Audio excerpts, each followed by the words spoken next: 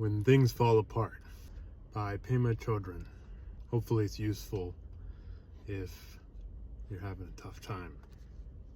I used to have a sign pinned up on my wall that read, "Only to the extent that we expose ourselves over and over to annihilation can that which is indestructible be found in us." Somehow, even before I heard the Buddhist teachings, I knew that this was the spirit of true awakening. It was all about letting go of everything. Nevertheless, when the bottom falls out and we can't find anything to grasp, it hurts a lot. It's like the Naropa Institute motto, "Love of the truth puts you on the spot." We might have some romantic view of what that means, but when we are nailed with the truth, we suffer. We look in the bathroom mirror, and there we are with our pimples, our aging face, our lack of kindness, our aggression and timidity, all that stuff. This is where tenderness comes in. When things are shaky and nothing is working, we might realize that we are on the verge of something. We might realize that this is a very vulnerable and tender place, and that tenderness can go either way. We can shut down and feel resentful, or we can touch in on that throbbing quality. There is definitely something tender and throbbing about groundlessness.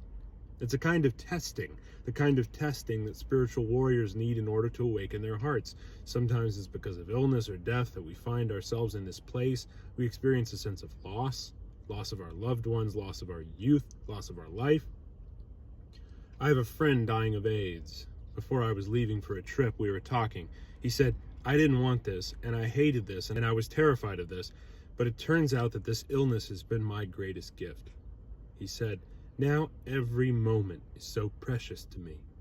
All the people in my life are so precious to me. My whole life means so much to me." Something had really changed, and he felt ready for his death. Something that was horrifying and scary had turned into a gift. Things falling apart is a kind of testing, and also a kind of healing.